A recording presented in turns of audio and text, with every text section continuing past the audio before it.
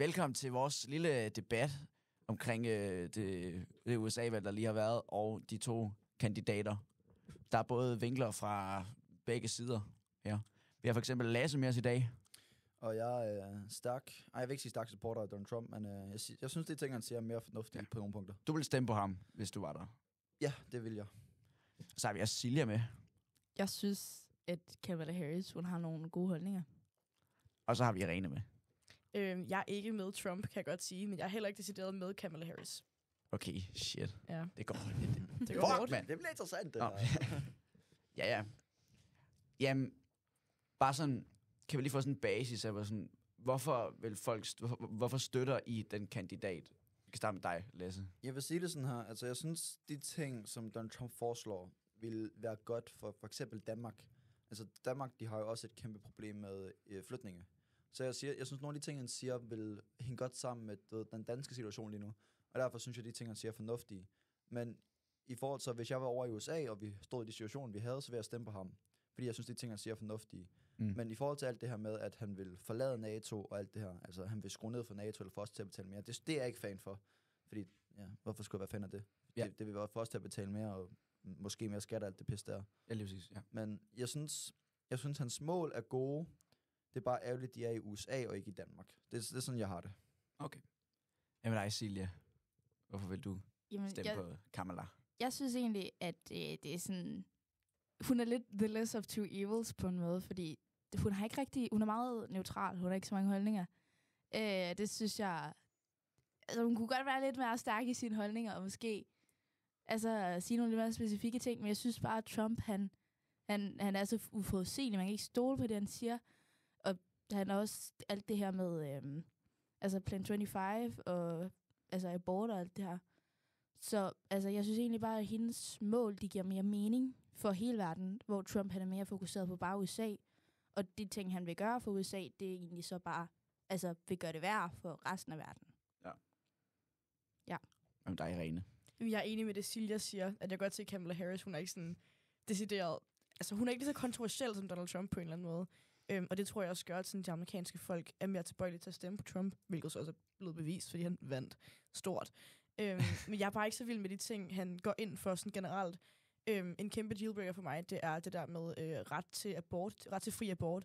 Det er noget, der er blevet diskuteret rigtig, rigtig meget i amerikansk politik, lige siden 2020, hvor Roe v. Wade blev, overturned.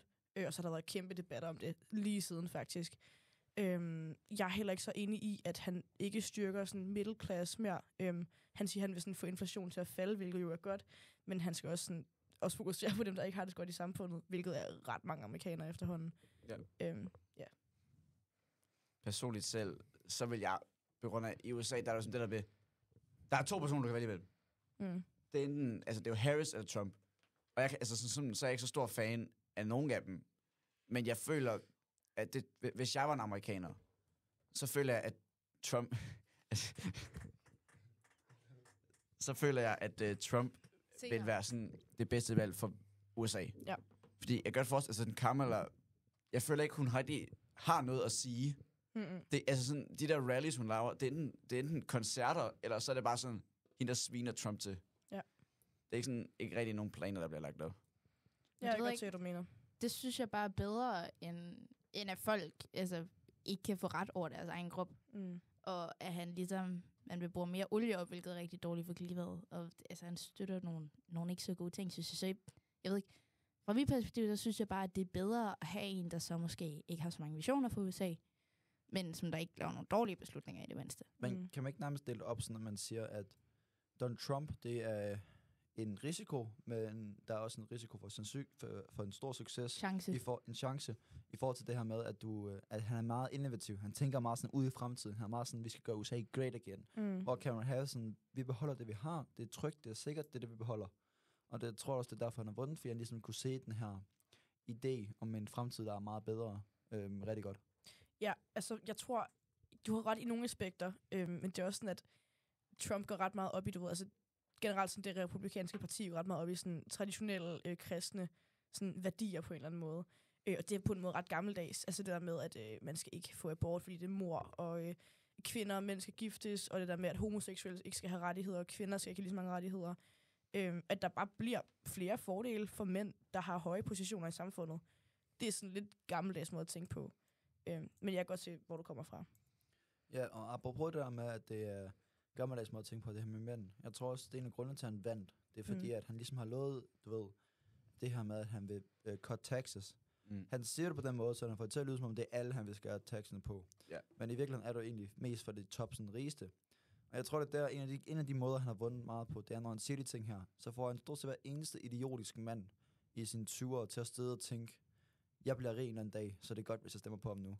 Og jeg tror også, derfor, altså alle de her gutter her, der bare er juiced, der bare er testosteron ude af vinduet. Jeg tror ligesom, de er blevet fanget af den her idé om, at de bliver rige en dag, og når den dag så kommer, så kan det, de gør nu, ligesom, hjælpe dem. Også i forhold til mange af dem, at det er deres første valg jo. Man kan jo først vælge eller stemme fra nummer 1 over 21. Så du skal tænke på, alle der er blev 18 for 3 år siden, eller for 4 år siden, de har ikke mulighed for at stemme på det tidspunkt. Så den her med ligesom deres første valg, og de stadig tror på, at de selv kan blive rige. Jeg tror også, det har hjulpet ham med at vinde. Han har på en måde solgt en fantasi. Det er rigtigt. Jeg tror også på en måde, Andrew Tate har hjulpet ham. Altså, 100%. altså sådan det der med, altså, du bliver rig en dag. Sådan. Ja. Det lyder lidt som en gammel Andrew Tate, ærligt talt. Hvad mener du med en gammel? Det skal vi gemme på. Fordi han er 80. Han er 78. Han er den ældste præsident, der nogensinde er blevet valgt i et valg i USA. Ja, han er også en præsident, der faktisk har felonies. Det er lidt crazy. Men han er også den, der klarer sig bedst. Altså, nej, ikke på den måde. Men det er ikke, arguably George Bush, der klarer sig bedst. Det er nok, er det ikke Obama? Nej, det er det ikke. Det er ikke Obama, der klarer sig bedst. Rent fysisk og mentalt. Nå, ja, altså sådan i forhold til alderdom. Mentalt, han er bipolar og sådan noget, ikke? Ja, okay, Donald Trump måske mentalt lidt bagud, men i forhold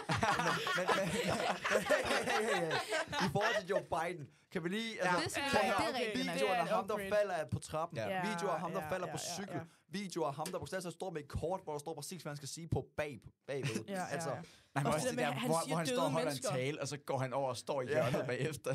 Hvad laver han? Og så står han og sådan, siger navnet på døde mennesker, og sådan henfører til sig selv som sin kones mand, og alt muligt på, hvor man er sådan, what the fuck? Kalder Zelensky for Putin også. Ja. Det er uheldigt, det er virkelig uheldigt. Det er faktisk sygt. Ja, og det er så, igen, Zelensky for Putin. Ja. Det er jo egentlig også den måde, Donald Trump har meget været sådan, prøv at høre, hvis jeg bliver præsident, så stopper jeg den krig her på 3 dage. Ja, det er det. Så. Altså, jeg ved ikke, om det er rigtigt.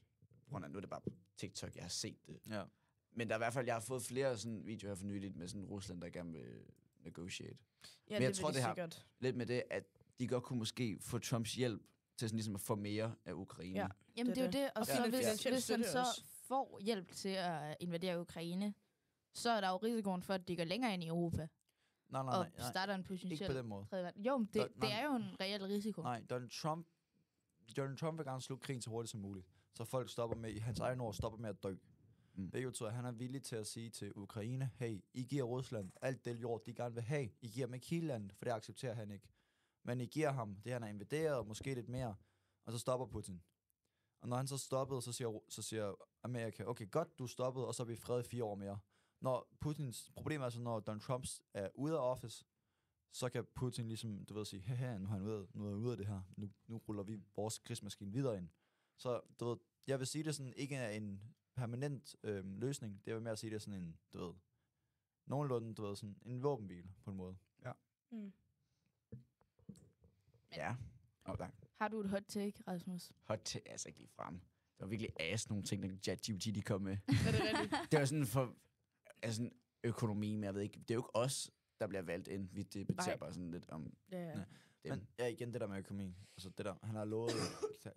Jeg tror også, man kan jo ligesom... Jeg vil også sige, i det valg her, der skulle man også kigge på, hvem havde præsident, eller hvem havde de her kandidater på deres side. Du ved, for eksempel Taylor Swift var på Kamala Harris' side, men Elon Musk og Joe Rogan og alle de her, du ved, store, de her testosterons mennesker. Hulk Hogan. Ja, præcis. De er på Donald Trumps side. Det er faktisk en af de dummeste ting ved amerikansk politik, synes jeg, det er nok, at de bringer alle mulige uvedkommende personer ind i deres politik. Altså, det vil jo aldrig ske i Danmark, at fucking... Hvem ved jeg, fucking her skæg optrådt sammen med Mette Frederiksen og sådan, guys, det er meget vigtigt, at I stemmer på Mette Frederiksen og Socialdemokratiet. Det vil jo aldrig fucking ske. Hvad er det for noget? Lad os nu sige, hvad er din yndlingsdanske YouTuber? Har du en? Jeg ser ikke dansk YouTube. Nej, det gør jeg heller ikke. Det er fucking Lad os nu sige Morten Mønster. Lad os Ja, sige ja, Morten ja. Mønster. Nej, lad mig nu sige, hvad ham der hedder, der skal også ødeøge. Rasmus Sebak. Lad os nu sige, Rasmus Sebak kommer og siger, prøv at høre, jeg støtter Mette Frederiksen fuld fart, elsker Mette Frederiksen. Vil det så ikke få dig til at være sådan lidt, okay, hvad er det egentlig, Mette Frederiksen gør? Jo, Er det ikke meget godt? Jo, det er jo Så et sygt godt... Det virker jo. Det virker jo, men problemet er, at de ved ikke en skid om politik. Og problemet er, at de ligesom bliver inviteret op på scenen. Du ved, så lige pludselig så fucking står Cardi B og taler ud til millioner af mennesker. Fuck Kamala Harris i en eller anden forsamling. Det er simpelthen, hvor kommer den idé fra? Men der skal du tænke på, at de mennesker, der er i den forsamling, de kan godt lide at høre fuck Kamala Harris. Selvfølgelig kan de det. Ja. Og det er derfor, Klart. det er derfor Donald Trump, han skaffer folk, der kan finde ud af at sige fuck Kamala Harris. Og folk elsker det. Folk bliver fired up og bare klar til at sige fuck Kamala Harris. Ja, det er okay, det. Altså, ikke på den måde, men... Jo, men det er rigtigt nok. Det er true nok. Men sådan, jeg føler bare, det er en dårlig måde at føre politik på, fordi det kommer til at handle om popularitet og, sådan, og disse andre, i stedet for ens sådan, kerneværdier i politik. Ja. Men Man burde snakke om sine egne værdier, i stedet for det de andres. Vitterligt. Ja. Men jeg vil så sådan... Jeg vil sige, Kamala havde nok sådan de fleste sådan kendis, sådan, der støttede hende. Ja, det var Taylor Swift, Eminem, Cardi B, altså sådan... Sådan rigtig, hvor meget gjorde det? Det har nok gjort ret meget, vil jeg tro. Altså sådan Billie Eilish, for eksempel. Ja, altså, hun blev jo stadig slået ret stort. Ja, altså, i forhold... men jeg tror, det er det der med, at dem, hun havde på sin side, det var alle, du ved, sådan nogle... Jeg vil ikke sige svage personer, men du ved, personer, der er kendt for musik, eller et eller andet den stil. Ikke, de er ikke svage overhovedet, men du ved, de er ikke lige så jacked up og sindssyge. Maskuline. Og maskuline, som dem Donald Trump havde. Altså, Donald Trump havde sådan som Elon Musk. Ja. Elon Musk er jo kendt for at skrive, fuck mig, rend mig i røven, alt sådan noget på Twitter. Ja. Og han er også bare kendt for, du ved, han er kendt for at gøre sindssyge ting, og folk elsker til sindssyge ting. Ja. Og samtidig står han også med, hvad fanden hedder han? Joe Rogan. Joe Rogan og Jake Paul. Ja. Altså Joe Rogan har jo omkring, der er jo 60 millioner mennesker verden rundt, der har set den der med John Trump, og det er 12 dage siden den blev lagt op. Og stort set alle, der ser Joe Rogan, det er unge fyre, der har alt for meget testosteron, og det er der, hvor Donald Trump har slået plet og har derfor vundet, tror jeg. Det er virkelig rigtigt. Han har gået efter den rigtige målgruppe i hvert fald. Helt sikkert. Ja. Er der mere på... Det er simpelthen noget, der lige er relevant. Okay, må jeg prøve at spørge jer om noget? Ja, du må gerne komme med spørgsmål. Okay, så altså, hvad tænker I om den der abort, som, altså den der fri abort-ting? Altså, synes I, kvinder burde have abortrettigheder? 100%. Ja, det synes jeg også. Jeg vil sige 100% det er kvinder, der skal have abortrettigheder. Og grunden til det er, fordi halvdelen af tiden, ikke engang halvdelen af tiden, 90% af tiden, når en kvinde gerne vil have en abort, så er det fordi, der er en eller anden idiotisk dreng, der er fucket op. Ja. Og jeg tror også, hvis du sagde det på den måde til den amerikanske population, så vil jeg også sige, prøv at høre, vi vil gerne have fri abort. Og jeg ved godt, de er en del kristne, de er lidt mere kristne derovre, det ved jeg godt. Men det er i forhold til, at jeg tror stadigvæk, de godt kan se det her med, at vi vil gerne have fri abort. Jamen, det kan de jo ikke. Der er jo mange, der synes, at det er mor. Altså, der er så mange, der synes det. Der er jo en grund til, at det er ved at blive ulovligt i USA.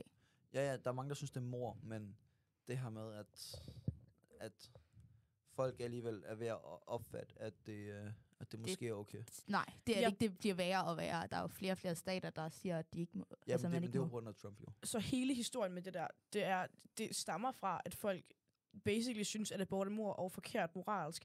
Det startede, jeg tror, det var i 1992 eller et eller andet, hvor der var en kvinde, der havde 3 børn i forvejen, og var gift med en eller anden rig mand, og så var hun blevet gravid igen. Det gad hun ikke, på grund af medicinske årsager. Så gik hun i retten, og var sådan imod den her fyr, der hed et eller andet. Ja, det var så Roe, tror jeg, det var, ikke? Og så startede hele den her retssag med, om de sådan skulle have fri abort eller ej. Og så blev der så lavet den her constitution, om at, du ved, det skulle de. Den blev slettet i 2020. Eller, overturned. Og sådan siden der har det været ret kontroversielt.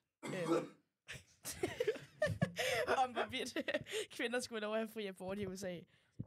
Jeg tror, størstedelen mener helt klart, at det ikke burde være en ting. Det, der er afsættet lige nu, det er, at hver stat kan få lov at stemme. Så det betyder, at du ved, for eksempel de sætter, der stemmer på Trump, som er rigtig, rigtig røde, og på republikanske. Det er også de kristne stater, de har stemt for, at abort skal være fuldstændig ulovligt. Altså sådan en complete ban. Så det er lige meget, om du er blevet voldtaget, eller om det er incest, eller om du, sådan, om du basically fucking dør af at føde et barn, så må du ikke få en abort. Så sådan, ja. Og så i stater som New York, så er det sådan fuldstændig frit. Hvad med sådan noget som, lad os, men, ligesom abort? Men jeg vil gerne lige have Rasmus' take. Altså på bare abort generelt. Ja, altså sådan... Altså, Trump, han siger jo, at abortregler skal strammes op. Ja. Sådan, så, altså, hvad tænker du om det? Altså, jeg føler personligt, jeg føler, at der er mange folk, for eksempel her sådan i lande uden for USA, vi putter meget sådan folk, der stemmer på Trump i det her valg, for eksempel, i sådan en kasse, med at, okay, de er racister, og de vil gerne have, at abort, det skal væk, og sådan noget. Men sådan, jeg er jo ikke enig med ham med det abort. Og jeg synes, at alle skal have rettighed til abort. Ja. Jeg synes bare, at mange af de andre ting, han siger, det er derfor, jeg støtter ham. Okay, så det er ikke en sådan dealbreaker for dig, at det er noget, han siger? Nej, ikke lige frem. Fordi jeg føler ikke, at det... Altså, du kan jo ikke se, hvad der sker i fremtiden, men jeg føler ikke lige frem, at det kommer til at ske. Du kan jo sige noget. Det er også fordi, han siger så fucking mange uforudsigelige ting. Nej, men det er også man kan fordi... jo stole på, hvad det han siger. Altså, Trump... Jeg tror, det er derfor, at hans rallies, de er så spændende. Det er, fordi han japper afsygeligt meget til dem. Virkelig. Ja, man ved aldrig, at man bliver skudt efter eller sådan noget. Det er bare spændende. Det er sandt. Det er jo rigtigt. Ja. Hvad skulle du til at sige før, Lasse? Jeg skulle til at sige det der med, altså nu sidder vi og diskuterer, hvad Trump og Harris er. Og jeg tror, vi alle kan være enige om, at Trump har nogle gode ting, og Harris har nogle gode ting. Men hvor sådan... Hvis der var en person, der passer perfekt til jer, I skulle stemme på, hvad skulle den person sige, de gerne vil gøre? Fix klimaet. Eller gøre rigtig meget for at hjælpe det. Give kvinder lige løn. Hvis vi, abortrettigheder. I stedet for USA, lad os sådan, okay, en dansk politiker. Ja, okay. Hvad skulle de sige, for at I rigtig gerne kunne stemme med på? Okay, klima. Det der med, at kvinder de tjener mindre. Indvandrerpolitik. I forhold til hvad? Sådan, hvordan? I forhold til, altså...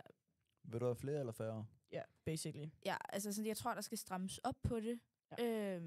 Men vi skal også være sikre på at hjælpe dem, der har brug for hjælp. Så måske finde et andet system. Og så...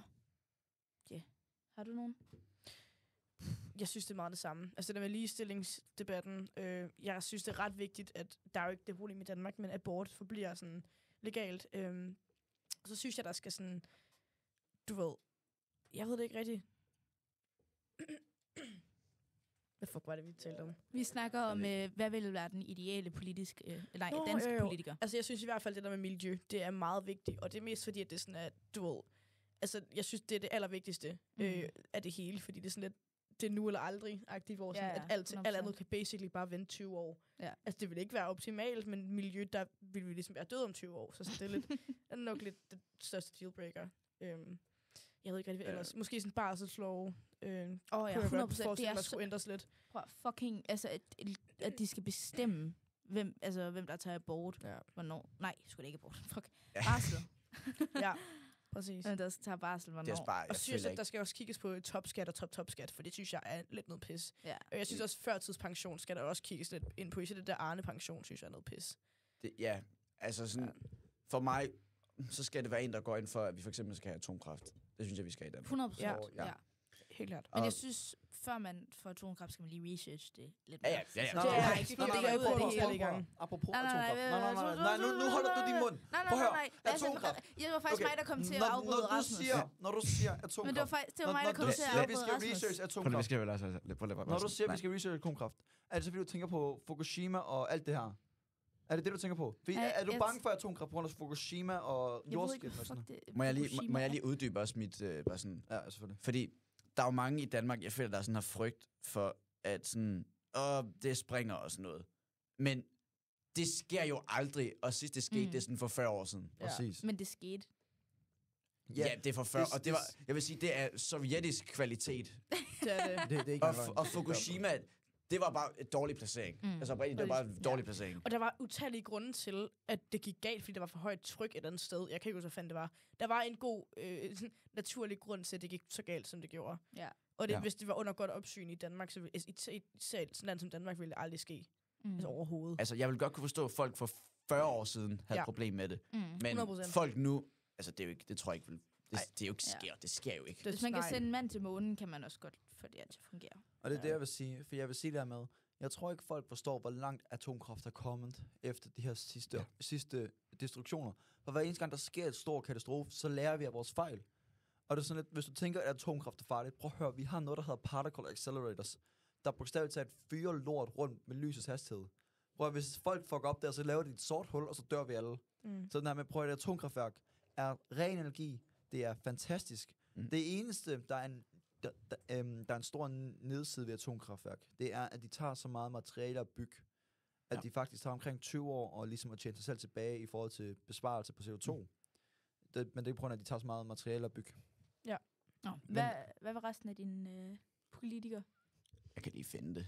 Hvis jeg lige har mere at sige om det, så sig lige færdig om det omkring det. Hvis der var mere. Men det jeg vil sige, det er mest mine politikere, jeg kommer ind på. Men senere, hvordan min politiker vil være, min yndlingspolitiker. Men igen det her med, immigration, altså de her, lad os kalde dem, hvad det er, perker, der kommer op sydfra. Flygtninge. Flygtninge, tak. Yep. Jeg glemte lige navnet. Der kommer op sydfra, og bare kommer i landet, der bruger vores skattepenge og sådan lidt. Prøv at høre, jeg synes, det er fint, vi kan tage dem ind. Ja. Men jeg synes, helst ikke tage deres egen kultur med. Fordi det er lidt den kultur, der fucker en del op her i Danmark. 2, de skal have arbejde, så de betaler skat, og de ikke tager skattepenge. Og 3, holder til 1 krone til at starte med. Jeg er fuldstændig enig. Ja. Jeg synes, det burde... Men jeg fortsætter lige her. Fordi at derudover vil jeg sige, at efter 2. verdenskrig, der brugte Danmark et økonomisk system. Jeg kan ikke huske, hvad det hedder. Det er det, jeg prøver at finde. Men de brugte et økonomisk system, hvor de ligesom, tog og lukkede landet på en måde, så du havde nemmere ved at bruge penge ind i landet. Det er også derfor Lillebæltsbroen i den gamle bro i Middelfart, den er bygget lige efter 2. verdenskrig. Og grunden til det er, at der er det her system her, der hedder, hvis et land, i stedet for at spare penge, skal et land bruge penge. For hvis et land bruger penge på for eksempel at bygge en bro, så når de betaler nogen for at bygge en bro, så får en masse mennesker løn. Og når de får løn, går de ud i den lokale butik og bruger pengene. Det her med, at du ligesom får nogle flere penge i cirkulation, det er ligesom det, der kan redde en økonomi. Men det er det, vi har fucket en lille smule op her i Danmark især, med at vi begynder at transportere mange flere varer udefra og indenfra og sådan noget. Så jeg synes, min yndlingspolitik vil nok sige, at danske producerede varer, der vil der ikke være nogen moms på. Altså, du vil sænke varens værdi med 25%. Altså, du vil ikke varens værdi, men du vil sænke prisen på varen med 25%. Og så alle udfragtede varer, der kommer ind i landet, skal have en højere moms, vi snakker måske en 32% eller sådan noget. Det vil nemlig gøre sådan, at folk vil købe flere dansk producerede produkter, hvilket vil derved støtte den danske økonomi stort og meget godt. Og lige nu der er Danmark i et fantastisk position, hvor vi har Novo Nordisk, der tjener os åndssvagt mange penge. Novo Nordisk har nået det punkt, hvor firmaet er mere værd end det i Danmark landet. Ja. Men Danmark bruger også de penge lige nu. For eksempel, vi er i gang med at bygge den der Female Belt Tunnel, der skal køre mellem Danmark og Tyskland. Og den koster jo en jerndød masse. Men den får vi ligesom. Og så, du ved det her med, at man bruger pengene, mens du har dem. Og når du så ikke har penge, så bruger du stadig penge, for ligesom at få flere penge ud i systemet. Og jeg vil sige, en politiker, der vil nok gå ud og sige det, er nok en, jeg vil støtte, fordi at den her med, at du ligesom, igen ligesom Donald Trump, du sørger for at forstærke landets økonomi, i stedet for at forstærke andres økonomi. Ja, det er rigtigt. Ja. En anden ting, jeg også godt vil tænke, det er det her med, at Danmark bliver mere selvstyret. For eksempel det her, I kender godt Taiwan alle sammen, den der lille ø derude fra Kina. Der producerer de alle mikrochipsene. Og sådan, hvis den bliver taget af Kina, så er vi alle sammen fucked i røven. Så jeg kan godt tænke mig, at Danmark også begynder at producere flere af deres egne produkter, som vi kunne bruge i landet. Det gør Novo Nordisk for eksempel. Min far, han producerer ret meget af det der, altså Ozempic og sådan noget pis. Det er sådan, så jeg tror, vi er godt på vej faktisk med sådan en industri i Danmark. Ja. Måske ikke lige med mikrochips, men især inden for sådan den medicinske. Ja. Danmark har altid været godt. Danmark har altid været godt med inden for det medicinske. Ja. Det er rigtigt nok. Det er dejligt. Nå, Rasmus, har du fundet noget om din ideale politiker? Hvad? Fancy ord. Holy shit. Ideelle, er det et fancy ord? Ja. Altså, det er godt tror du, jeg sådan sidder og beder til ham hver nat, eller sådan? Ideelle, det betyder jo bare sådan den perfekte politiker for dig. For passende. Nå, okay. Jeg troede, du mente sådan refereret om til Trump. Så det er det, du mener. Nej. Jamen, altså, jeg er meget enig med det, faktisk, Lasse siger. Vi skal styrke det danske økonomi ved at støtte vores egne produkter, og lave mere ting herhjemmefra. Der er eksempel, nu kan jeg ikke lige, jeg prøver lige at finde ud af, men jeg kan ikke lige huske, hvad den hed. Den der der er sådan en kæmpe dansk slagter, sådan griseslagter, jeg ved ikke, forhandler. Og jeg tror, de har næsten været nødt til at lukke sådan en del af deres, deres fabrikker og hvad det nu er. På grund af, at de begynder nærmest alle sammen at sælge til Tyskland, sådan grisehandlere. Fordi de får flere penge for det. Ja. Jeg tror, jeg kan ikke huske, men de får sådan 100 kroner mere per gris for det. Ja. Ja, og så sådan 10.000 gris om dagen, så kan du godt Ja. regne ud, det bliver hurtigt mange penge. Ja. Ja, præcis. Ja. Men Og der er også det med topskat, jeg synes også, det skal afskaffes. Ej, det synes jeg også. Ja. Topskat skal afskaffes. Ja. Ja, mine forældre betaler topskat. Jeg tror, de betaler 57%. Det er faktisk skørt. Ja, Altså, sådan, det er ikke, fordi de ikke har Alt nok for penge, meget, fordi de altså. sådan, Altså, du ved, but still, det er fucking meget Det er jo at miste alt sin for Ja, meget. jeg er ikke helt enig der. jeg vil bare lige spørge sådan, Jeg vil, s- hvad er dine sådan, forældres sådan, økonomiske, sådan, hvor er de henne i det? Altså, kan du købe mig en bil?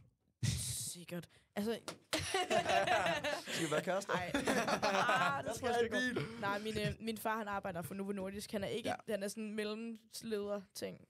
Ikke, du ved, men sådan er sin afdeling. Ja. Så det er sådan, og min mor, hun er overlæge og brystkirurg.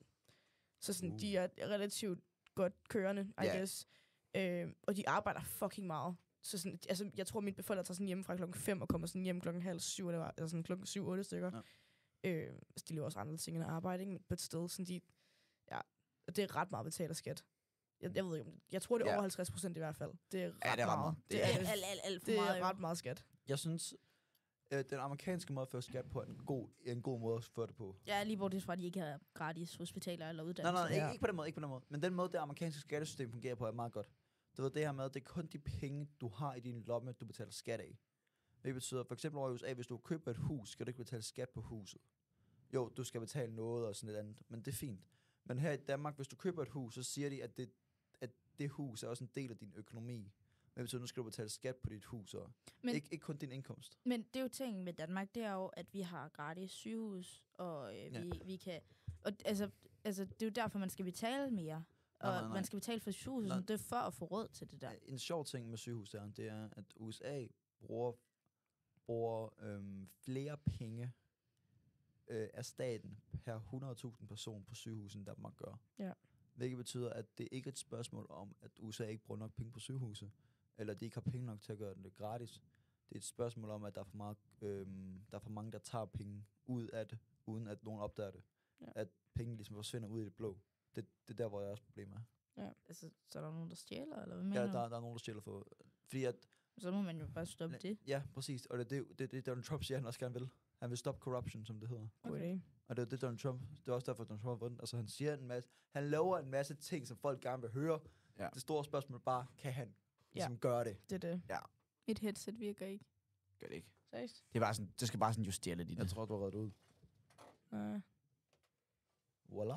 Sådan der. Ja, sådan der. Perfekt. Hver gang folk siger Wallah, så tror de siger sådan Wallah. Jeg siger, bro, du er fucking hvid, Wallah. så hvad? Jeg er sådan, Wallah. bruh.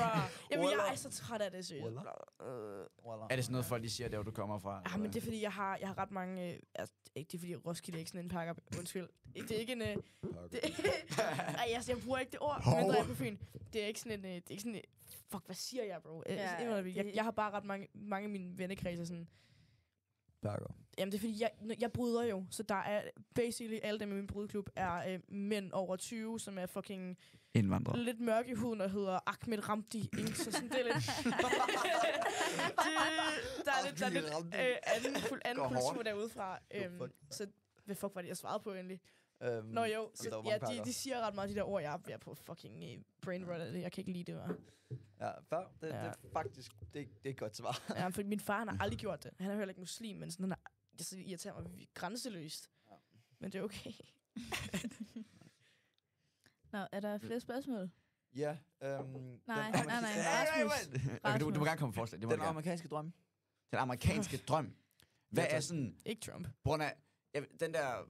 Vi kan også eventuelt snakke om projekt 2025. Ja, det, Ja, Den tager vi ja. først. Den tager vi Jeg først. vil jeg tænker, fucking nu godt. starter vi herover for. Ja. Til 24. Har du sådan noget... Noget konkret? Altså, Trump har jo gået direkte ud og sagt, at han ikke støtter det. Han det? Men han siger jo meget lort. Ja, han støtter det ikke. Man har jo ikke set videoen af ham bag lukkede døre, der bogstaveligt talt siger til dem, der står for det, hvordan det skal gøre det. Præcis. Det har jeg ikke set, så det kan jeg ikke, Okay, det så kan jeg ikke ting med kommentere på, hvad jeg projekt- synes om det. Altså, så jeg tror, der blev Hvad er lavet... det? Hvad er projekt 25? Det kan jeg ikke rent nok Det projekt 2025 det er, at der blev lavet for et par år siden et forslag til, jeg tror det var et år siden, forslag til, hvilke love de republikanske sådan, politikere gerne ville have indført i USA de kommende år. Altså det vil sige i 2025. De indebærer for eksempel, at de vil gerne styrke sådan, de rigeste mennesker i USA og fjerne skatter fra dem. Det er ligesom det, Trump vil. Og så vil de gerne have, at der er mindre rettigheder for homoseksuelle mennesker, at de kan for eksempel blive fjernet fra offentlige steder, hvis nogen bare ligner eller opfører sig som homoseksuelle mennesker på for eksempel en café eller restaurant, så kan ejeren legalt ringe til myndighederne og få de her personer fjernet. Det er jo ikke så menneskerettighedsvenligt, kan man sige. Og så er der de her miljøaspekter af det. De vil gerne have opgrave fossile brændstoffer i, Alaska, som er en stat lidt sådan uden for Maine, USA. Det er ikke så godt for miljøet, heller ikke resten af verden.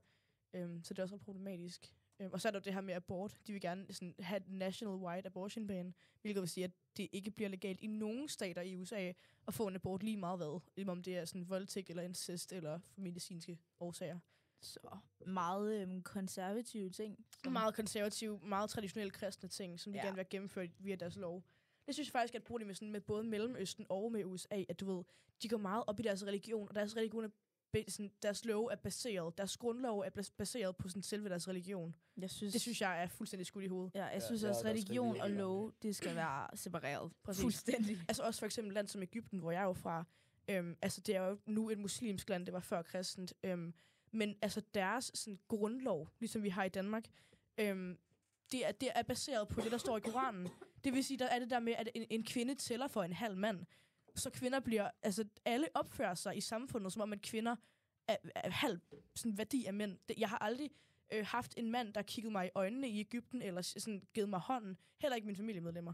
Fordi det er bare sådan, at kvinder ikke tæller for en mand. Det er sindssygt. Det er faktisk crazy. Det er fucking vanvittigt. Det er rigtigt nok. Selv min familie. Sådan noget med at give hånd også og sådan noget? Ja. Holy fuck. Det må de ikke på kvinder, fordi det er ikke værdigt. Det er en sindssyg tilgang at have. De bliver basically beregnet for dyr. Ja, og der er ikke noget, der hedder homoseksuel i Egypten. Det er der ikke. Okay. Nej. Du bliver gift med en kvinde, hvis du er en mand. Ja. Altså, du er jo meget bunderøv og meget ude fra landet. Jeg bliver kendt ofte for... Halv homofob. Ja, det ord. Homofob. Ja, hvad synes du om projekt 25? Ja. Ja, jeg vil ikke så meget kommentere på Project 25, men mere det med gay marriage og sådan noget. Ja, det er jo så også Project 25. For jeg vil sige, jeg synes, at folk skal have lov til at være bøsse. Så længe du bare ikke ved. Altså, prøv at høre, hvis de ligger og knipper hinanden i røven bag lukkede døre, helt fint. Men kan vi please cut det der med parader igennem byen, hvor de siger, vi er bøsse. Ja, okay, har vi en dag, hvor vi siger, vi er straight, nej, vi er normale. Jeg føler okay, må jeg lige forklare Pride? Det er fordi... Nej, du må ikke forklare Pride. Fordi Pride er åndssvagt, synes jeg. Jeg synes, det er. Jeg synes, det er åndssvagt, at du skal ligesom skubbe, de skubber dem selv ned igennem vores hals ved at sige, vi fucking løber. Hvem har sagt, at straight mennesker ikke må have sådan en dag? Det er der ikke nogen, der har sagt. Vi har ikke behov for sådan en dag, for vi ved godt, vi er normale. Ikke specielt. Jeg tror, det er fordi, at på grund af, at homoseksuelle folk har været undertrykket i ret lang tid. Lige præcis. Ja. Så jeg føler, at det er sådan, altså godt en hel måned, så Pride Month og Pride Day og sådan Pride. Jeg tror, det er sådan ligesom for at fejre, at vi må godt være. Præcis. Men, og det er for at sætte fokus på, at vi er kommet så langt, at det faktisk det er noget, man kan gøre nu. Ja. Det er noget, man ikke bliver dræbt for. Det er godt, vi kan gøre det nu. Altså, vi behøver bare ikke at vide alle sammen, at du kan gøre det nu. Jeg ved ikke, kender I godt Copenhagen Pride? Ja. Der var jo, skandale tidligere i år, med at på grund af, at mange af de som foreninger, eller som forretninger, som der støtter Copenhagen Pride, de jo også havde forretninger i Israel. Og så blev Copenhagen Pride, så de bedte dem om at sådan stille ud, at de ikke støttede Israel og sådan noget. På grund af, de var deres sponsor og sådan noget, og prøvede at presse dem til det. Så rigtig mange af de der sponsorer fra Copenhagen Pride, de trak sig jo. På grund af, de jo ikke gider sådan at tage stilling til sådan noget. Ja. Så jeg føler bare sådan lidt, at nogle af de der foreninger godt kan være styret af ret meget, sådan, jeg ved ikke, hvad man vil kalde det, meget woke. Ja. Altså, folk, der gerne vil have, at det de har, altså den der støtter dem, skal. Jeg synes, at hvis man er homoseksuel, kan man lov til det. Og jeg er ret fucking ligeglad. Jeg er så ligeglad, om folk de knipper en mand eller en kvinde, eller om de sutter pik eller fisse. Jeg kunne ikke være mere ligeglad, og det rager mig ikke en fucking skid, fordi det er folks private kærlighedsliv, og det, jeg er ærligt talt fucking ligeglad. Det er enig med dig. Jeg er ligeglad med det. Jeg synes bare, det er problematisk, at især, altså jeg er ligeglad, om folk vil fejre det, de har. Jeg synes bare, at det der Pride-halløj er blevet for politisk på det sidste. Ja. Især det der med, at de gik ud for, at lige da krigen startede, og sagde, at imellem Israel og Gaza, og sagde sådan, at vi holder med Gaza. Fordi at det er det nemmeste at sige. Og sådan, de tager stilling til for mange ting, som ikke handler om det originale Pride. Og det synes jeg er problematisk. Igen, det er det, jeg siger. Prøv, jeg har ikke noget problem med, at du ikke knæpper hinanden. Eller får pik i røven bag lukkede døre. Intet problem. Bare lad være med at stoppe det i fjeset på os. Ja. Og det er både igennem gade, og det er både igennem politiske systemer og sådan noget. Men Lasse, hvad er... Altså, hvis to homoseksuelle mænd gik med hånd i hånd på gaden, er det så stik det? Nej. Skulle lige til at sige det. Det er jeg ligeglad med. Prøv, du kan gå hånd i hånd med gade, med mænd i gade, det har jeg ikke noget problem med.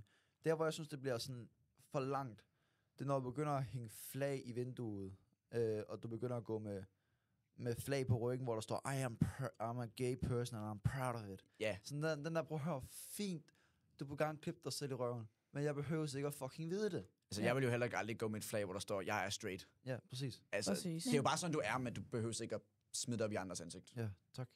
Men jeg føler bare, at det er jo bare altså, noget, som de er stolte af ved dem selv. Altså, og det er noget, som at men jeg er stolt af at være straight. Jeg har ikke behov for at rende rundt med et flag, hvor der står, jeg er straight. Nej, men det er måske fordi, at det har altid været sådan. Det er der ikke noget specielt ved, så det vil også være lidt mærkeligt, hvis du render rundt med sådan, jeg er straight. Fordi... Jamen, det er bare, du siger jo også, at de gør det, fordi de er stolte af at være homoseksuelle. Altså, hvis Lasse er stolt af at være straight, så der er jo ikke nogen, der siger, at vi ikke kan have noget... Altså, jeg tror bare, så bliver Lasse bare nok kaldt for sådan homofobisk. Ja. Jeg tror det. Det er jo, vi bliver kaldt alligevel. Men når man er til at sige det sådan her, jeg er halv autist, kan man nærmest godt kalde det. Helt. Ja, okay. Hvis jeg er stolt af at være autist. Jeg synes, det er fantastisk. Jeg synes, det er sjovt. Derfor render jeg ikke rundt med et flag, hvor der står, jeg er autist på. Fordi det er anderledes. Det er anderledes at være autist end normale. Jeg synes, du behøver ikke flage med det. Vi ved ikke, hvad det får.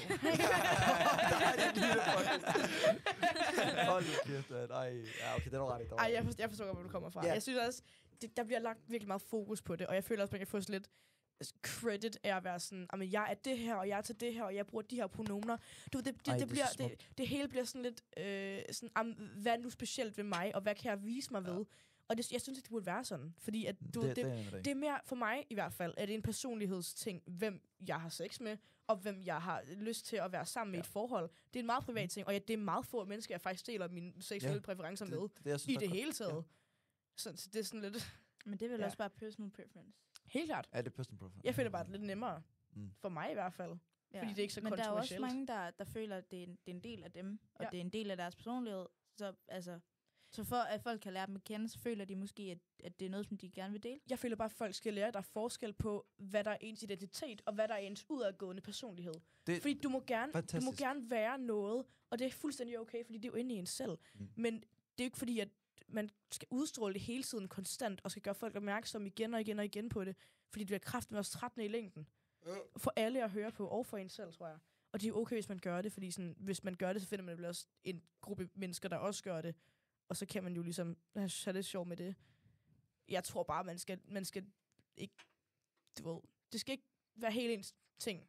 Ja, det er på en eller anden måde. Ja. Og det er også derfor, jeg har en god kammerat, der... Jeg vil nok sige, jeg tror, han er bøsse. Ja. Jeg vil være helt sikker. Men ham kendte jeg fra, da vi var børn, hvor vi ikke sådan rigtig ved, hvad fuck vi var til. Så der render vi rundt. Vi hygger os fucking meget. Vi hygger os så sammen. Men du ved, han render ikke rundt og siger, at han er gay. Jeg ved bare, at han er gay. Og jeg hygger mig med ham.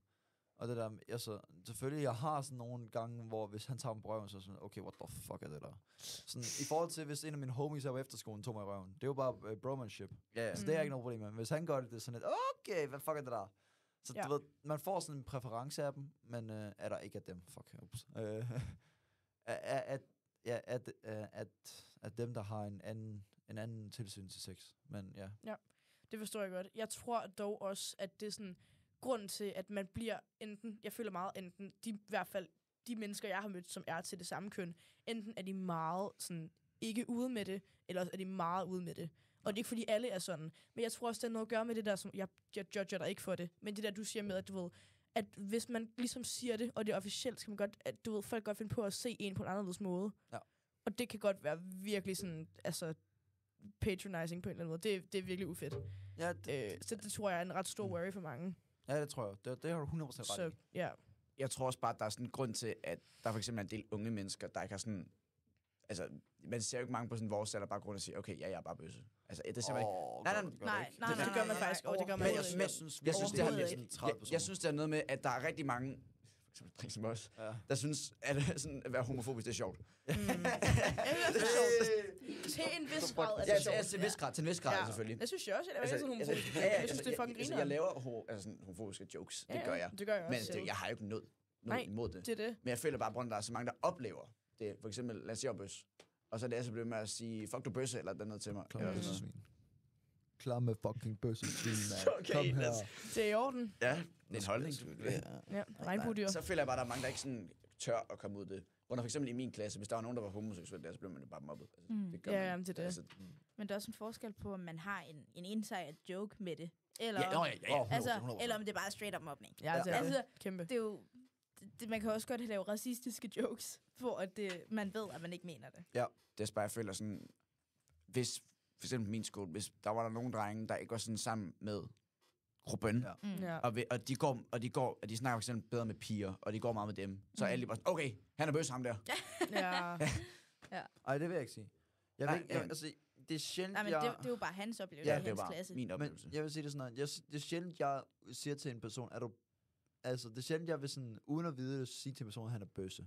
Ja. Jo, selvfølgelig for sjovt, og så vil jeg sige, haha, din fucking bøsserøv, altså kom her, på den måde. Men altså, det vil jeg sige for sjov, men det er sjældent, jeg vil sådan, du ved, åbenlyst sige bøsse til ham, sådan, men på den måde, at han er bøsse, Ja. uden at være 100% sikker. Men det er da også mærkeligt at sige. Altså, bare konstatere bøsse. Nej, ikke på den måde. Men du ved, sådan, gå op til personen og spørge sådan, hey, er du bøsse? Fordi jeg er faktisk lidt i tvivl.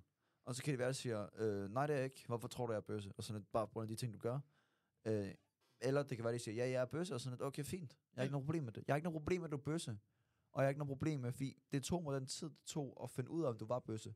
Det var ikke sådan, at jeg så dig første dag rende rundt med et pride flag på ryggen og sige, og nærmest skråede, du er bøsse. Jo, men det er jo heller ikke... Okay. Hvorfor vil du gå op og spørge... Du vil ikke gå op og spørge nogen, er du straight? Nej, men jeg vil godt Jeg spørge mig, forstår om ikke du er helt. bøsse. Hvorfor? Men hvorfor? Hvorfor? Det er Altså, fordi, at... de fortjener- Nej, men fordi, Altså- hvis jeg vidste, at han ikke var bøsse, ville jeg rende og have bromanship med ham. Det er, hvor vi render og klasker hinanden i røven og råber god røv for hinanden, og laver alle mulige fucked up ting. Vi ligger ikke ske sammen konstant, altså. Ja. Men hvis jeg vidste, at han var bøsse, ville jeg jo ikke klaske ham i røven, eller jeg ville heller ikke lægge et ske med ham på samme måde. Mm. Det er mere sådan en, du ved, sådan en, okay, er du bøsse? Eller sådan, bare for min egen sådan, ja. Jeg tror også, grunden til, at folk Svært at spørger sige. nogle gange, det er jo fordi, at det er jo et mindre tal i befolkningen. Ja, Det der er, er bøsse, ja. det er 10%, der er homoseksuelle. Ja. Så sådan, det er jo klart, at man vil jo hellere spørge nogen, om de er noget, og så er der jo... En i 10 Du ved, personer er bøsse. Det var det, jeg sagde? Men Ja. jeg føler, det er ret... Altså sådan... ubehøvet at spørge, om nogen er bøsse, fordi... Synes du? Det er Ja. faktisk ikke der. Det er jo ikke... Men det vil jo svare til at spørge dig, er du straight? Okay, Ja, men det vil du aldrig spørge skal jeg om. lige tage sådan en personlig Det kunne jeg sagtens finde på at en spørge om. oplevelse, der er sket for mig, men en, jeg er venner med i min klasse. 100%. Og på grund af, okay, jeg så sige, der er jo rigtig mange sådan selvglade drenge i min klasse. Jeg siger også. Røvhuller. Og det er sådan, jeg havde for eksempel en ven, og han er meget sammen med sådan piger. Mm. Og så sådan, de blev ved med at gå op og spørge til ham, er du bøs? Er du bøs? Og sådan, og hvis han for eksempel sagde ja, så vil de jo bare lave sjov med ham eller noget. Ja. Så det, jeg tror, han følte bare sådan, okay, nu spørger de mig igen, og så gider jeg ikke, og så siger jeg bare nej, og så gider jeg ikke at svare, og så går jeg bare. Mm. Så jeg føler også, at mange de kan føle sådan lidt undertrykt. Ja, præcis. klart. Men Men var det en interne joke? Var det en inside joke? Nej, fordi de er ikke venner med ham. Okay. Fair. Men jeg føler bare, altså sådan, they don't owe it to you. Altså, jeg kan ikke Nej. huske, hvordan man siger det på dansk, men hvordan siger man det på dansk? At man skylder ikke nogen at fortælle Nej, om præcis, sig man selv. skylder det jo ikke til Ja, nogen. Det er, ja. det er jo ens egen personlige ting, og hvis man ved, jeg kommer ikke til at... Altså, det er ikke fordi, jeg er jo ikke forelsket i dig, bare fordi, at jeg er til dit køn. Præcis. Jeg er ikke forelsket i dig Nej, nej, eller nej. dig. Jeg har stadig ikke en bare fordi- standard. jeg vil sammenligne det med, at... fuck det. Jeg vil sammenligne det med, at jeg vil jo heller ikke ligge i ske eller klaske en pige i røven, medmindre vi havde noget. Ja. Så jeg vil sammenligne det med, hvis det var en dreng, der var bøsse, altså jeg vidste, han var til mit køn, så vil jeg jo heller aldrig ligge i ske eller klaske ham i røven. Ja. Jeg vil jo automatisk, fordi jeg ved, at han er til, at han på en måde er til det, jeg er. Altså ikke det, jeg er, men det køn, jeg er. Personen er til det. Så vil jeg jo med det samme, du ved, gøre nogle andre ting, og være nærmest mere venlig over for dem på en mærkelig måde. Men det er jo Ja. også være ud af respekt, at du ikke Ja, men altså, det er- klasker det- piger i røven og sådan noget. Ja, det er ud af respekt, jeg ikke klasker piger i røven. Og hvis en dreng er bøsse, har jeg ikke lyst til at klaske ham i røven. Fordi at jeg har ikke lyst til, at han skal opfatte noget, at jeg kan lide ham på nogen måde. Men det er jo heller ikke forskelsbehandling. Det er jo bare at tage respekt og tage Ja. hensyn til andre mennesker. Men det lyder bare ikke... Altså for mig, det, der jeg lyder mener. det bare ikke som om, at du... det er ud af respekt, du gør det. Det er mere ud af, at du er bange for, at han lægger noget i det. Ja, det er det. Det vil jeg også have det. Men det er også en form for respekt. Det er også en form for respekt, for at jeg ikke har lyst til at rende og få ham til at tænke, at jeg kan lide ham. Altså, jeg vil også tænke, hvis nogen kunne lide mig, og så hvis jeg var en dreng, og nogen kunne lide mig, og gik rundt og klaskede mig i røven. Altså, jeg ikke kunne lide dem tilbage, så ville jeg ikke gøre det. Det giver ikke mening. Jeg vil ikke, altså, jeg synes det, jeg er faktisk ret enig. Er det virkelig? Jeg synes, der er en grænse mellem forskelsbehandling, baseret på ens seksualitet, eller whatever, og så at tage hensyn til andre mennesker. Og hvordan ens forhold er med dem. Og hvor intimt det skal være. Ja, selvfølgelig, men for mig, der lød det bare mere som om, at... Altså, jeg tror for de fleste, der er det sådan, der er en... For hvis, man slår ikke piger i røven af respekt. Ja. Og man slår ikke gay drenge i røven, fordi man er bange for, at de ligger noget i det. Nej, så respekt over for sig selv mere, end over for den anden person på en måde. Er det ikke fair nok? Jo, men det også jeg føler bare, det er sådan en sportsforskelsbehandling. Det er også en selvrespekt, ikke at slå en pige i røven. Hvordan er det selvrespekt? Det er selvrespekt på den måde, at du ikke slår en pige i røven, fordi du har respekt for den pige. Ja, præcis. Derfor slår du ikke dem i røven. Og derfor har du selvrespekt, fordi du ikke slår pigen i røven. Det er jo samme pointe. Det er ikke det samme på en måde. Det er det ikke. Jo, du har respekt over pigen, derfor slår du dem ikke i røven. Og du har respekt over dig selv, fordi hvis jeg ikke kunne lide en pige, vil jeg heller aldrig nogensinde slå hende i røven. Men det er jo respekt over for hende. Ja, det er en respekt over for hende, men også respekt over for mig selv, for jeg ikke kan lide pigen. Forstår du, hvad jeg mener? Nej, det forstår du ikke. Nej. Det er svært. Bare lige for at sige, godt, måske vi lige skal vende tilbage til Nå USA. ja, det var sgu da... Oh my god. Nej. Just saying. Det er sådan, hver eneste fucking samtale, vi 4 har, den går altid over i sex og same-sex marriage og alt det der. Det er så sandt. Det er sygt nok. Men jeg bare, okay, når vi starter lige med Project 25, og nu snakker vi om, at man må klaske hinanden i røven. Så ja. Altså, der er jo meget med Project 25, bare sådan Trump generelt. Ja. Men at, okay, han vil ødelægge klimaet. Han ville i hvert fald udgrave fossile brændstoffer i Alaska.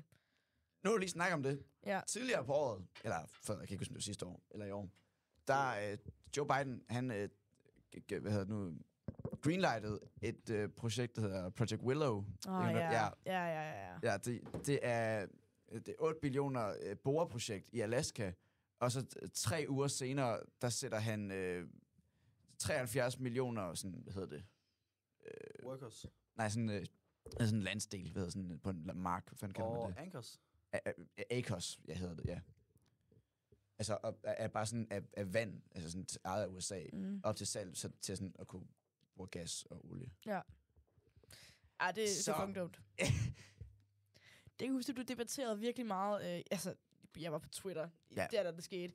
Det blev virkelig, der blev meget slået ned på det. Og det er jo også det der med, at de har det der fucking lortesystem, hvor præsidenten basically bare kan bestemme alting. Ja. Altså, de kan bare tage beslutninger op i senatet og i Supreme Court, og præsidenten kan gøre det. Hvis det var i Danmark, så var der blevet fucking gå ud med alt det over to. Det der, jeg så godt kan lide ved det danske system, det er, at det ikke er sådan... Altså, det er jo 2 fucking meninger, der bestemmer det hele. Ja, det er det virkelig. Og i Danmark, der er det sådan, de kun har 9 forskellige. Altså. De har 2 mennesker til at repræsentere alle holdninger i hele USA. Det er jo så idiotisk. Det er sygt i hovedet. Det giver ret i, det er dumt lavet. Det er det virkelig. Det er fucking undertænkt. Men det samtidig også klogt lavet. Fordi hvis der er 2 personer til at bestemme noget, så går tingene meget fucking hurtigere. Men problemet er hurtigere. Det er ikke altid godt, fordi så tænker man måske ikke... Man får ikke så mange holdninger, forskellige holdninger, som man kan sådan tage overvejelse, og man får måske også lidt diktatorfølelse på en eller anden måde. Og det er ligesom den måde, de har valgt at styre det på, og det resulterer så for eksempel i, at der bliver udgravet fossile brændstoffer på bekostning af USA's landområde. Ja. For eksempel, hvilket skader USA's landområde og miljøet. Ja. Minus og minus. Og det er bare for eksempel, altså, det der med det at 2 parter, der nærmest styrer alt. Ja. Altså, hvad hvis jeg er enig med noget af det, den ene siger, og enig med noget, den anden siger, men ikke det, de begge to siger? Præcis. Det kunne så godt være en mellemmand, eller sådan flere... Men det har der jo været nogle år nu. Der har været en mellemmand. Men de har jo... Men problemet er, at de bliver ikke repræsenteret overhovedet ikke. Der er jo de der sådan bitte små partier, som sådan et par 100.000 stemmer på om året. Det er spild af stemme. Det siger alle også, at du ved, hvis... Hende der fucking Jill der. Men I skal jo tænke på det sådan her. Stemmer. Det er jo kun 60% af den amerikanske population, der voter i gennemsnittet. Det er fucking vildt. Det er sygt. Så det der med, jeg tror faktisk, de 40%, der ikke voter, har en mening, der ligger meget mellem de to. Ja. Altså, de ligner ikke hele vejen til højre, de ligner ikke hele vejen til venstre. Ja. Så hvad nu, hvis der nu kom en person og lagde sig i midten, og havde nok penge og nok... Flere personer. Nej, bare Ikke én. bare én. Okay, flere personer. Og lagde sig i midten, eller nogenlunde i midten, og havde nok økonomi og sådan noget til at presse dem selv ud. For så tror jeg nemlig, at de der 40%, der slet ikke voter, han kunne få en masse af dem. Ja. Jamen også, altså, hvad jeg bare har set her for nylig, altså de der 40%, der stemmer, det er jo ikke kun folk, der bare ikke, altså sådan, det er folk, der ikke, de ved bare ikke nok om det til at tage stilling til det. Præcis. Ja. Og så måske er man også Og så sådan, også, hvis man ved, man ikke ved nok om det, så Ja. er man også sådan, det er ikke responsible for mig, altså at vote. når man også for eksempel, Sker det også det? lad os sige, man er republikaner, der bor i Kalifornien, en stat, der næsten altid har været blå. Ja, det har altid været Så, blå, så, okay, faktisk. så tænker man bare, okay, så Nej, gider jeg ikke ikke altid. engang. Er det rigtigt? Der har været nogle år, hvor den ikke har været blå. Det er bare også Jeg vil USA's, sige der har rigtigt. lidt ændret sig over partierne. Men sådan, det er nærmest bare sådan, okay, den er bare altid blå. Ja. Så som, hvis jeg var republikaner og bare boede i Kalifornien, så tænkte jeg bare sådan, okay, hvor fanden skal jeg gå ud og stemme? Ja. Til alligevel ikke. Ja, det forstår jeg godt. Fordi du kommer ikke til at ændre noget. Nej, lige præcis. Fordi så bliver det 5%, der stemmer på republikanerne, og så resten af Og sådan er det jo også i blå, sådan ikke? andre stater. 100%. Det er også det, der er så fucking dumt, at du ved, det er ligesom ikke hver stemme, der tæller. Det er Ja. det stemme per, altså, du ved, per stat. Så det er jo lige meget, hvor du ved, det kommer ind på, hvor du flytter hen. Så Ja. hvor meget dit vote tæller egentlig. Det er jo fucking dumt. Har I så nogensinde skudt. hørt om den perfekte demokratiske fordeling? Så det er, hvor du har et papir med, jeg tror det er 52 spørgsmål. Du går ind, og du skriver, hvad du mener om de spørgsmål der. Og så bestemmer du ikke på en person, men du stemmer på, så går folk ind og regner ud, hvad for et parti synes du mest om, ud fra de spørgsmål, du har svaret på, og ud fra, hvad du har svaret på de spørgsmål. Og så bliver du automatisk skrevet ind på et parti. Det betyder, på den måde behøver du aldrig nogensinde at tage forhold til personer, eller parti, eller mening, eller alt det der. Okay, Du skal bare skrive dine meninger. Ja, men det er heller ikke så godt, fordi hvad nu hvis man... Altså, Trump, han har jo nogle holdninger, som der ikke nødvendigvis går ind under hans parti. Så man skal jo ligesom også kunne stemme på en person, fordi de forskellige personer har forskellige holdninger. Men det gør vi jo ikke i Danmark, jo. Hvad mener du? I Danmark spænder vi ikke på en person. Jo. Nej, Nej, det Jo. er jo på et parti. der stemmer du på et Og parti. så kommer man på, hvilken Sker det ikke også hvilken sjældent i afstemning det er. altså hvor tit Jo, man sker kan det i godt. Danmark, at sådan, altså det tror jeg tror at nærmest aldrig det skete, Nej. med at et parti styrer over halvdelen af Folketinget. Ja, det gør det ikke. Nej, men det Men er jo altså, sket. man Mette kan jo Frederiksen havde den jo Man i kan år. godt give Eller personlige den her. stemmer. Jamen, der var Ja, det, det kan vi altså, godt. det var jo Ja. sådan, det var sådan både Moderaterne og Venstre sådan Ja. blandet jo, så det var Men- en ret blandet By the regering. way, den er 56 nu. Ja, så men, der er jamen, snart jeg skulle også til at sige, kage. om Altså, vi skulle snart runde op. 21, 56. Ja, vi skal Nej, nok snart nej, til at runde nej. af. 2056. Fuck. Så har man sådan lige sådan, eller nogle sidste bemærkninger, eller noget andet. Jeg synes næsten, vi skal gøre det her igen. Ja, kan vi gøre det i morgen? 100%. Bare sådan noget lignende. hyggeligt. Der skal gøre det. Vi gør det sgu da i morgen. Ja. Jeg er vi der ikke, diskutere- jeg er der ikke i morgen. Nej. Fuck ja. Det er bare, jeg er den eneste gut, jeg har fundet indtil videre, udover Laurits. Der var her i weekend til der Barbie-pis der. Der vil du gerne William være er her? her Nå, også. men jeg ville ikke være her, men jeg er nødt til at være her. Hvorfor? Lang historie. Fair Ja. nok. Det respekterer vi. Jamen, skal vi til at runde af? Yes, Ja. jeg vil have en okay. Og vi skal ud og Fair. synge. Skal man det? Ja. Nej, men det har jeg bare lyst til. Ja, det er hyggeligt. Det kan man godt forstå. Var det sådan, det var sikkert sådan en hel time, gør det ikke det? Jo, men det er fucking hyggeligt. Det er hyggeligt. Altså, jeg men vil det sige, er vi er også oppe en time. på 53 minutter nu. Er det rigtigt? Ja, vi er det er det fucking sygt. lang tid. Vi kommer bare helt ud på et sidespor lige pludselig. Ja. Ja. Vi har overhovedet ikke snakket om Vi Trump eller slå i Harris. røven. Nej, men jeg tror det er fordi, jeg tror ikke, vi kan snakke om Trump og Harris ordentligt. Nej, jeg tror Nej. Fordi der er ikke nogen af os, der holder helt med den ene, der er ikke nogen af os, der holder helt med den anden. Ja. Og vi kan ikke rigtig reflektere over for det ordentligt, i forhold til, at vi er danskere, Ja. og ikke amerikanere. Altså, Jeg jeg tror har også, også nogle det er tør for bemærkninger, håb efterhånden. men jeg tror hellere, at det er nærmest inden en hel debat, så tror jeg hellere, at jeg vil gemme det til næste gang. Ja. Ja, Men hvad er emnet? Det kan være, vi skal lave sådan en fast dag, hvor vi gør det her. det var bare sådan Trump og Harris, men det er sådan... Fair. Vi Fair. kan, vi kan gøre lidt overalt. Det gør vi. Jeg tror, vi skal gøre det mere professionelt næste gang, men... God idé. Vi kan ja. lige lave sådan en dagsorden. Ja. Det er ret fedt. Det Det vil faktisk være ordentligt griner at have sådan en podcast. Det jeg, kunne være jeg kan da fucking godt bare lave Ja. sådan en eller sådan YouTube. Altså, Kan vi det? Kunne man lave så en bare YouTube? os fire? ja, Kunne bare være en, altså, ordentligt ja, det kunne man nok godt. Ad for Sigma